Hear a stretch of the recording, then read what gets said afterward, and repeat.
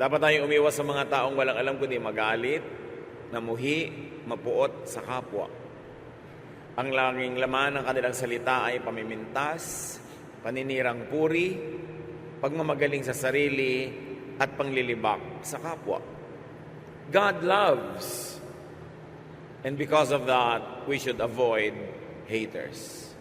Haters are the opposite of God. Jesus' main teaching is love. Huwag natin kakalimutan at huwag tayong malilito kung ano talaga ang pangunahing katuruan ng Panginoon, ito ay pag-ibig. Sa katunayan, nung tinanong siya kung anong pinakamahalagang kautusan, sabi niya, love God and love others. Wala nang hihigit pa sa mga kautusan na ito. Meanwhile, haters negate God's will. Kinokontra ng mga salita, kilos at katuruan ng mga haters ang mga katuruan ng Panginoon. So avoid haters. John 10:10, a thief, or maybe we can use substitution and substitute the word hater. A hater comes only to rob, kill, and destroy. I came so that everyone would have life and have it in its fullest, Jesus says. Ang mga taong mahilig mamuhi ay hindi kontentong namumuhi sila. Gusto nilang ihawa ang lahat ng pwede nilang ihawa, idamay ang mga pwedeng idamay. Ang mga galit nila sa mundo, sama ng loob, sa mga naipong mga suliranin at kabiguan ng kanilang buhay, ay nais silang iganti, ibunton kahit kanino na lang. At kung maaari na tayo ma-impluwensya nila na laging magalit din, mamuhi, gagawin nila yon. Pero oras na nakinig tayo sa mga haters at nagpadala sa kanila, mananakawan tayo ng buhay, ng kaligayahan, kapayapaan, at magiging tulad nila tayo. 1 Peter 5:8, be on your guard and stay awake. Your enemy, the devil, which you may also use the word hater, is like a roaring lion, sneaking around, to find someone to attack, to influence, to infect. Walang ginagawa ang ating spiritual enemy kundi maghanap ng pagkakataon na tayo ay kanyang sirain, o kaya ay mas mainam kung tayo ay pwede niya maging kasangkapan para manira ng kapwa. Kaya ang sabi ng James 4:7, resist the devil. And in our application today, resist the hater, and he will run from you. Napaka-importante na ating ingatan ang ating sarili na hindi ma-influensya ng ganitong uri ng pag-iisip. Saan natin nakikita, naririnig ang mga haters? Sa social media, maraming haters. Puro mga lason ang lumalabas sa kanilang isipan.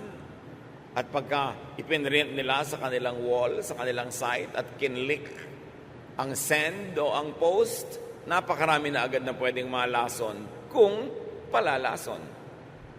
Napakarami mga haters sa media, sa ating mga traditional media, radyo, telebisyon, maging sa mga dyaryo.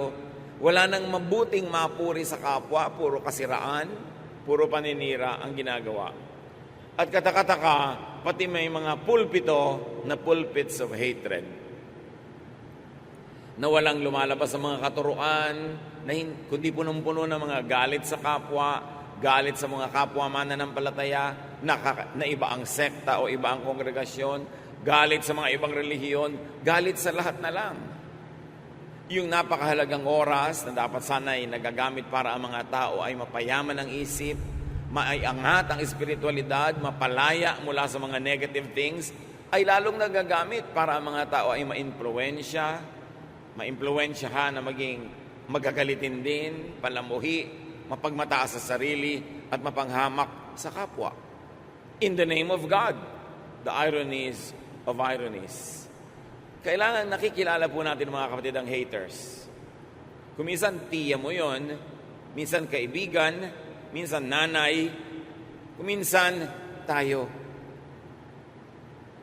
Tuwing meron siyang sasabihin, ang influensya sa iyo ay magalit ka rin sa kagalit niya, mainis ka sa taong ni hindi mo kilala, husgahan mo ang taong ni hindi mo personally nadidinig o nakikita dahil sa influensya ng haters. Huwag tayong paiimpluwensya kahit mahal natin sila sa buhay. Kahit mataas ang kanilang pinag-aralan o kahit pa nga meron silang katungkulan o kapangyarihan. Ang bawat tao ay binigyan ng Diyos ng sariling isip, sariling bait para salain natin ang ating naririnig at maproseso natin sa ating isipan at mabigyan natin ng pinakamakadiyos, pinakamaayos, pinakamabuting response ang ganitong mga uri ng messages of hatred. Who else must we avoid? Avoid gossipers. Mga paladala ng chismis. Sari-sari mga alimuom na nakukuha sa lupa ang gusto nilang ilipat sa ating isipan.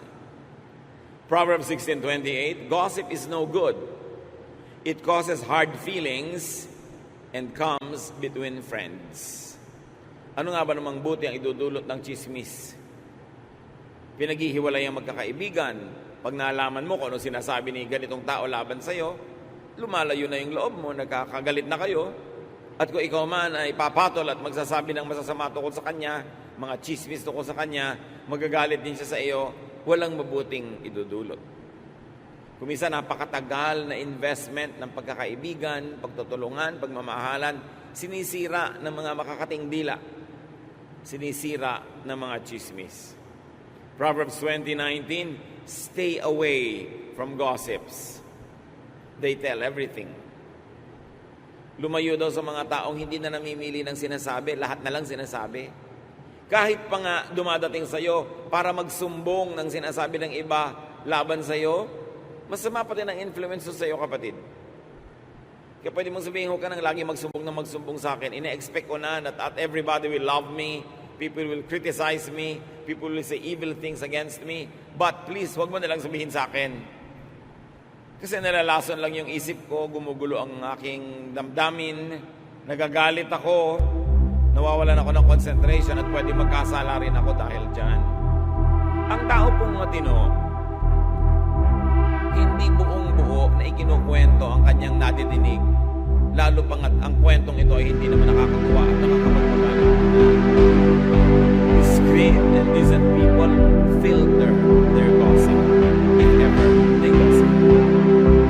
Kasi we should not be gossiping. There are two types of gossipers. The gossipers who tell everything, and gossipers who are discreet and more decent, who filter and soften the gossip, even just a little bit. Meron pang worse, nagdadagdag pa at nagagatong at nagsusulsul ng mga gossips. May tao pong dumadapo sa atin, may daladalang kwento, maging sensitive tayo. Suriin natin, ano ang dahilan, bakit mo ito sinasabi sa akin? Talaga bang mahal na mahal mo ako? Kailangang isumbong mo ang lahat? O gusto mo akong galitin dahil ikaw man galit doon sa mga isinusumbong mo? Madali kasi tayong mamanipulate, mamaniobra, na yung giyera ng kapwa, nagiging giyera na rin natin kahit hindi naman natin gusto dahil na-influence ang ating isip. Very discreet and decent people minimize or do not gossip at all. Napakahalagang ating makita yung high qualities of people who refuse to gossip.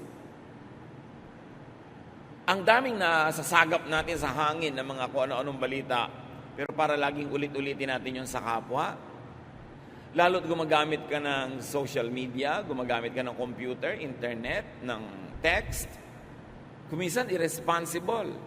Kuminsan mga gossip na wala namang verification. Yung mga, naku, lilindol daw ng intensity 12 sa Metro Manila bukas, ikakalat mo agad. Nag-research ka na ba? Totoo ba? Sinong may sabi? Nagsasabog ka agad ng takot at panakot sa tao?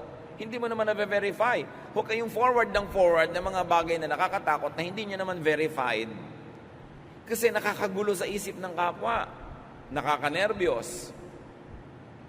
Kaya tuwing may nagpapass on yan at nagtatanong, meron daw po dito na lindol na darating next week. So, hindi na pe-predict ang lindol. Ilang beses na ba kayong kailangan mag-aral from volcanologists? Typhoon, yes. Storms, yes. Pero lindol, hindi na pe-predict.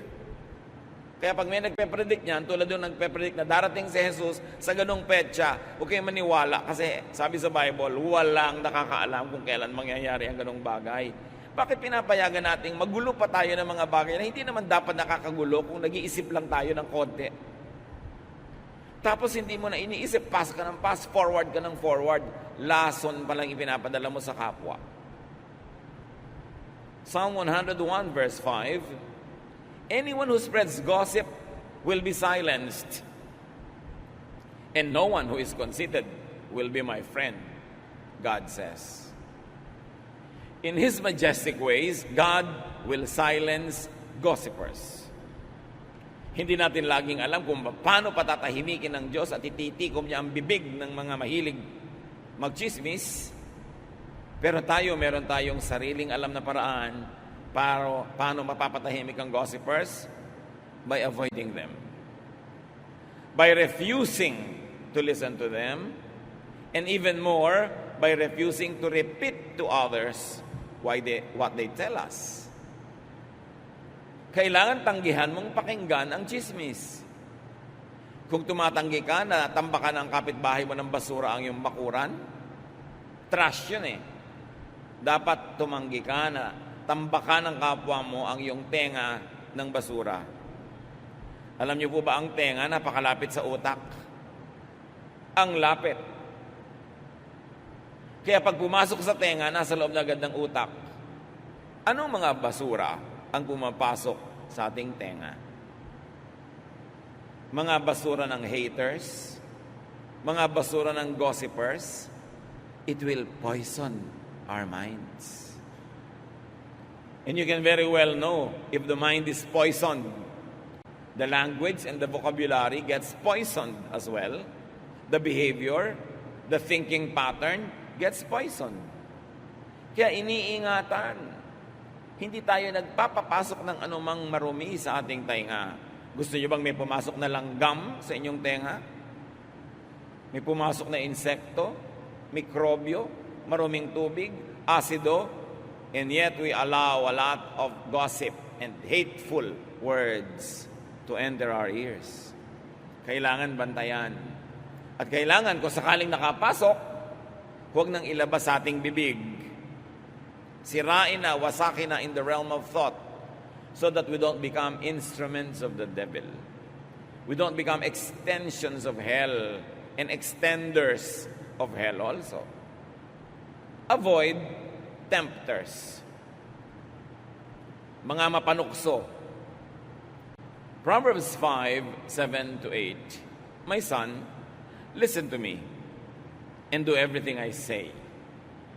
Stay away from a bad woman. Don't even go near the door of her house. Siyempre, pwede mo sabihin, stay away from a bad man or a bad activity or habit, a bad social media post or wall or site. Dati kasi kailangan maglakbay ka pa para ka matukso, maglakad ka pa para may mapuntahan. Pero ngayon, because of the social media, because of the internet, isang bukas ng computer, 2-3 click, nandun ka na sa pinto ng bad woman or bad man. At hindi ka lang nasa pinto, nasa kaloob-looban ka na ng kanyang bahay. Kaya ingatan. Ingatan kung anong mga pinupuntahan nating mga websites. Ingatan kung anong mga pinapanood, pinapakinggan sa social media. Dahil yan ngayon ang napakabisang kasangkapan ng tukso. Matthew 6:13, keep us from being tempted and protect us from evil. Isang major component ng prayer. Ipanalangin natin mga kapatid that with the availability of all of this technology, all the gadgets, and all the channels that we can subscribe to, visit, watch, hear, that we watch ourselves, that we exercise self-censorship, that we exercise self-control. Napakaraming mga laging nagtatanong sa akin na paano nila pipigilin ang kanilang anak, ang kanilang asawa, ang kanilang mga kaibigan na mahumaling sa mga tukso na nasa internet, pati mga online gambling. Kahit innocent-looking games, pero addictive. Hindi na makapagtrabaho, hindi na makapagkwentuhan sa mga mahal sa buhay, wala nang panahon para sa ibang bagay kasi puro na lang yung gadget ang kaharap. When these things deprive you of your precious time to do good, to be good to others, they become instruments of temptation. May deception involved. Dapat maging mapanuri. And then avoid neggers. Ano ba yan? Negative talkers. Yung pessimists na tinatawag, napakadilim ng paningin sa mundo, lahat pangit ang interpretasyon. Yung mga discouragers, ayaw kang patuloyin na hanapin ang iyong mga pangarap. Ayaw kang bigyan ng lakas ng loob na to achieve, to try things. Iwasan yung mga fault finders. Sa ginagawa naman ng kapwa, laging may maganda at may mali. Pero pag lagi yung mali, pangit ang tiningnan mo, papangit ang pananaw mo sa sangkatauhan. Avoid complainers. Tuwing kaharap mo, reklamo. Lagi na lang may complaint. Lagi na lang may discontentment. And then avoid catalysts of discontentment. Yung masaya ka na, sisirain pa niya yung saya mo para ka maging unhappy. Sisirain niya yung moment mo. Nagkaroon ka bigla ng boyfriend, sisirain agad ang loob mo, naku, magkakahiwalay din kayo niyan. Yung mga lagi ng discontentment, bakit ganyan ang napili mong boyfriend, may ganito, may ganon, pintas agad. Mga discontented people who are never happy to see others become contented. Avoid agents of hopelessness and gloom because they darken your vision. They darken your outlook. They darken your life. Mahirap na lagi tayong may ganyang kausap. Hindi mo napapansin, negative ka na rin. Wala nang mabuti sa sangkatauhan. Lagi na lang masama. Wala ka nang pwedeng magandang asahan. Puro na lamang nakakatakot at malungkot. Ang sabi sa 1 Thessalonians 5:11, you must encourage and help each other. Susuriin ninyo kung ang inyong laging kausap ay nakaka-encourage or nakaka-discourage. Siyempre, ang matalino at concerned friend, kung minsan, i-discourage ka based on facts, based on experience, and based on a generally wise disposition. Pero may mga tao rin na ang buhay nila tad-tad ng kabiguan, tad-tad ng lungkot, tad-tad ng frustration. Ganun na ang buong pananaw nila sa buhay. Yun ang iwasan yung maka-influensya sa inyo. So kung ang mga tao ay nagbibigay sa inyo ng discouragement at encouragement, tingnan nyo ang percentage. If most of what you get from people is discouragement, these are the types of people you should avoid. Iwasan nyo rin naman yung 100% tulak ng tulak sa inyo at sulsol ng sulsol na encourage kayo, gawin kahit anong gusto nyo. Kasi hindi rin nag-iisip yun. So dapat mga 85%, 85% nang i-encourage. In mga 15, 20, dinidiscourage ka, na may point naman, then pwedeng pagtiwalaan ng payo ng ganung mga tao. Matthew 17:20. Sabi ng Panginoong Jesus, if you have faith as small as a mustard seed, you can say to this mountain, move from here to there, and it will move. Nothing will be impossible for you. Kaprasong faith can achieve much. Huwag kayong papayag na inyong faith, inyong pag-asa, yung inyong energy, tanggalin ng mga negative thinkers. Huwag kayong pumayag na inyong pananalig, tanggalin ng mga walang pananalig. Na ang inyong pananampalataya ay pahinain ng mga ayaw manampalataya. Kasi ang pananampalataya, kayamanan. Yan ang pinakamahalaga nating kayamanan. Because only faith can move mountains. Not even all the money in the world can move mountains. Not even all armies in the world can move mountains. But faith, even just the size of a mustard seed, according to Jesus, can accomplish much. So seek people who encourage faith. Makibarkada kayo, makipag-usap, makigrupo sa mga taong nagpapalakas sa inyong pananampalataya, hindi doon sa nagpapahina. Makinig kayo doon sa nagpapainit ng inyong paglapit sa Diyos kaysa doon sa mga nagpapalamig. Makinig tayo doon sa nagbibigay sa atin ng pag-asa, hindi ng takot. Dahil ang taong natatakot, lalong natutupad yung kinakatakutan niya. Seek people who encourage faith because they empower you. Seek people who empower, not those who weaken you, not those who weaken your resolve, not those who blind you with their bitterness, not those who will discourage you from loving, from believing, from hoping. These are the people who will set you back. They are not happy being set back themselves, magdadamay at magdadamay sila. Avoid people who negate faith, who weaken you. Yung gustong sirain yung pananalig mo, wala naman siyang ipapalit na superior. Gustong sirain ang pag-asa mo, wala naman siyang ibinibigay sa ibang pag-asa. Yung gustong pigilin ka sa ginagawa mo, wala naman silang ibinibigay na alternative na pwedeng gawin na mas mabuti. Na pag nakinig ka sa kanila, you will just stop in your tracks and drop dead.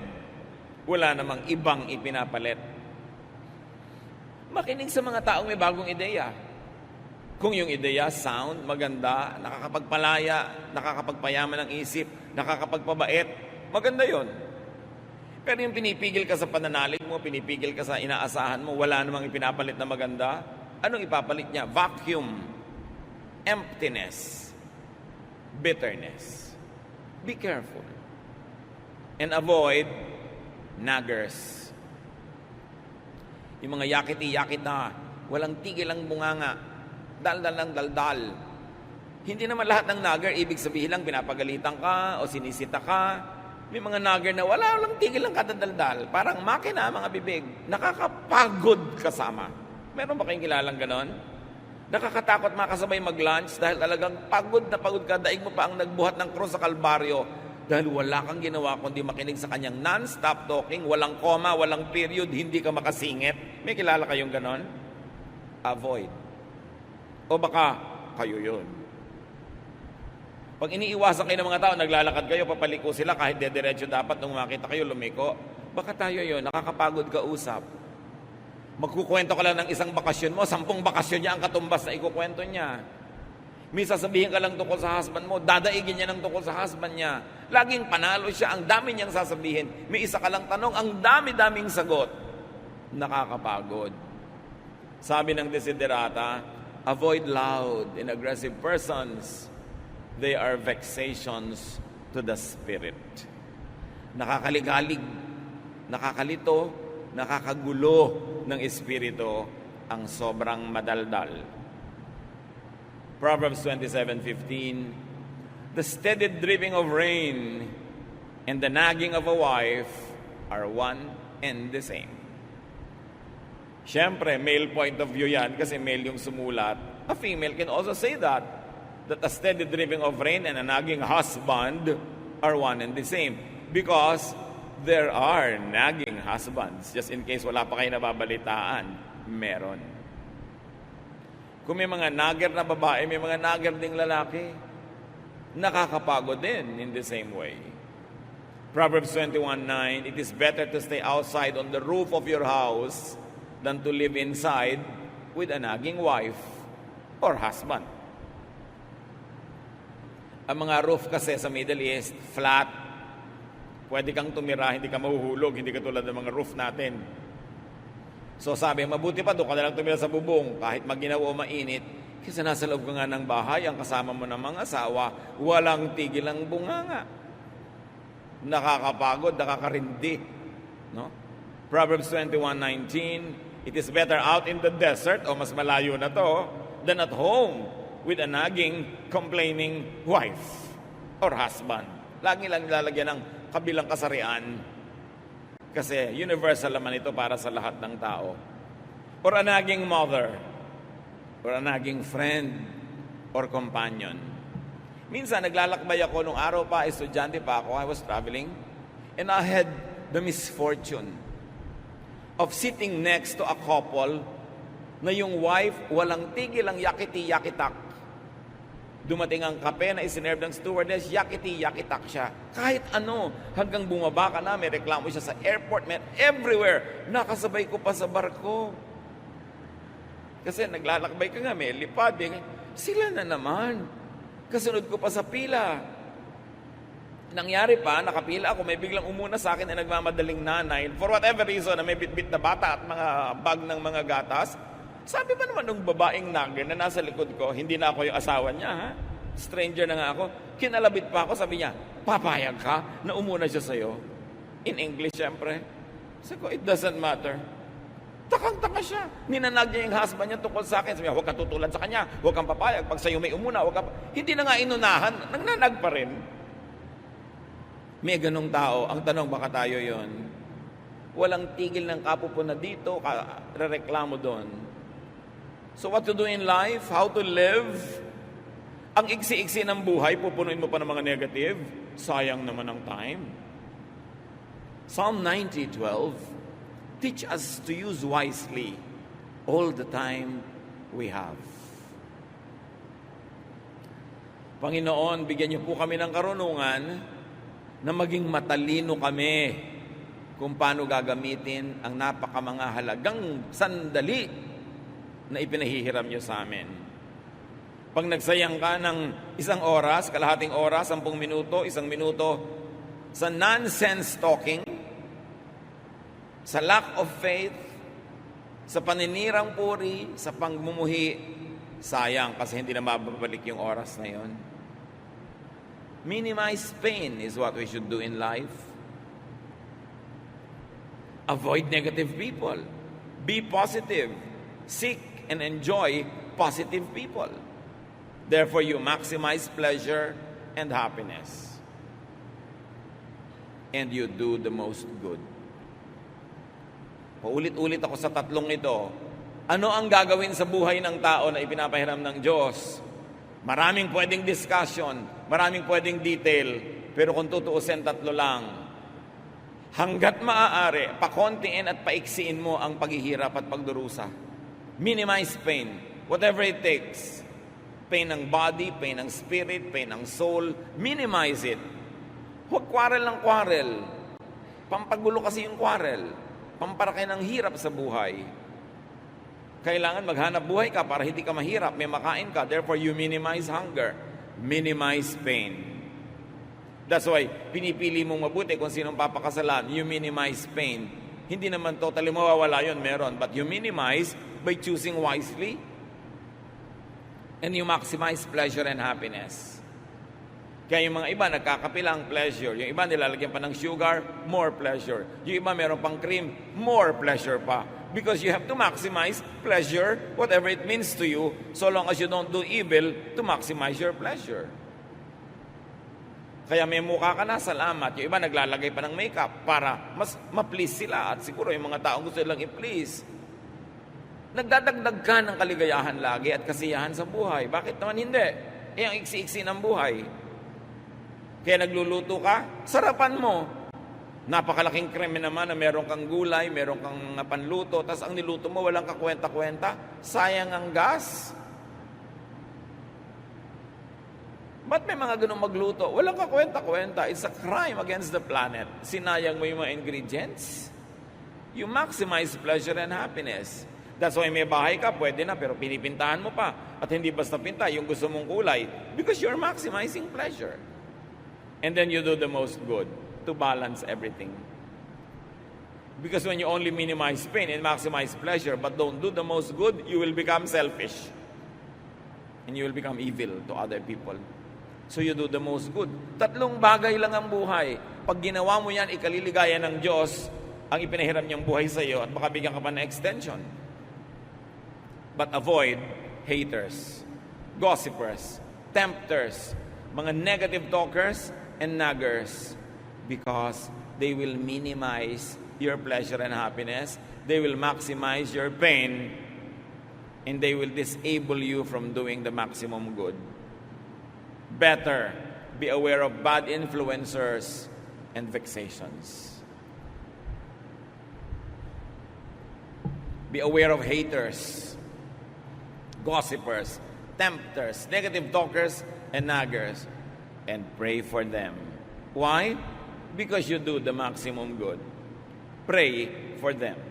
You don't only avoid them, you pray for them, so that they might be blessed enough to become positive in their outlook. Alam niyo yung mga taong negative, biktima lang kasi yan ng buhay. Kung tutuusin, lahat naman tayo nabibiktima ng buhay. Pero yung iba, ang sagot nila sa lahat ng hirap, kabiguan, negative attitude. Nadadagdagan tuloy ang hirap nila. Tapos na nga yung nangyaring hindi maganda, because of their bad attitude, nagpapaulit-ulit pa yun sa kanilang memory at nire-replay nila sa actual na buhay ang namamaximize yung pain, ang nami-minimize yung pleasure. Pray for them that they might be blessed enough to graduate from their bitterness. Pray for them that they will have the wisdom to see that their bitterness and negative ways won't make them happy. Pray for them so that when they realize these things and they begin to have wisdom, they will change their mind and they will change their ways. And if you could, carefully and studiously try to be a positive influence on them. Pag may mga nagger, may mga negative talkers, pag may mga bitter people, discouragers, tuwing mga panahon na hindi nyo maiiwasang sila ay makasalamuha, makasama, makausap, tiyakin nyo mga kapatid na kayo ang nakaka-influensya sa kanya ng positive at hindi kayo ang nai-influensya ng negative. Gawin nyo siyang mission-filled. Make a firm resolve, especially if these people are close to you, that you will become an instrument of God to bless the person so that the person could be lifted up out of negative situations and negative thinking, and they could become positive. But avoid being them or being like them. Madalas naman, nagiging tulad tayo ng mga negative, hindi naman natin napapansin at alam. Wala tayong consent. Nadadala lang tayo sa dalas nating kausap. And because we don't put safeguards in our ears and in our eyes, we could get influenced by poisonous people. Avoid being a hater. Kung may nagkamali sa iyo noon, hindi lahat ng tao ganon. Kahit mas marami pang ang mali, meron pa ring tama. So huwag mong ihuhusga yung bagong kilala mo na mali agad. Hayaan mong magkaroon siya ng pagkakataong magpakilala ng maayos. Although, dahil lang ingat ka na, hindi ka naman masyadong vulnerable na sobra-sobra magtiwala.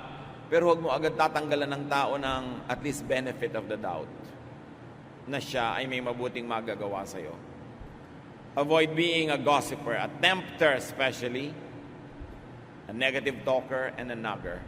Romans 2, verse 1. Some of you accuse others of doing wrong, but there is no excuse for what you do.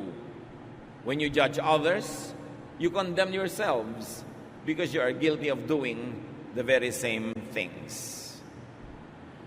So pag meron tayong nilabel na, ay, negative thinker to, ay, negative talker, ito, discourager, tiyakin natin tayo, hindi ganon. Kasi yun yung tinatawag na talbog sa akin, dikit sa'yo. The judgment that you throw at people will bounce back to you if you are doing the same thing. So let us always examine ourselves first. Unahin natin suriin ang ating mga sarili. At kung sakaling guilty tayo mga kapatid, tigilan natin to dahil napakalaking parusa sa ating kapwa, lalo sa mga malalapit sa atin kung tayo negative.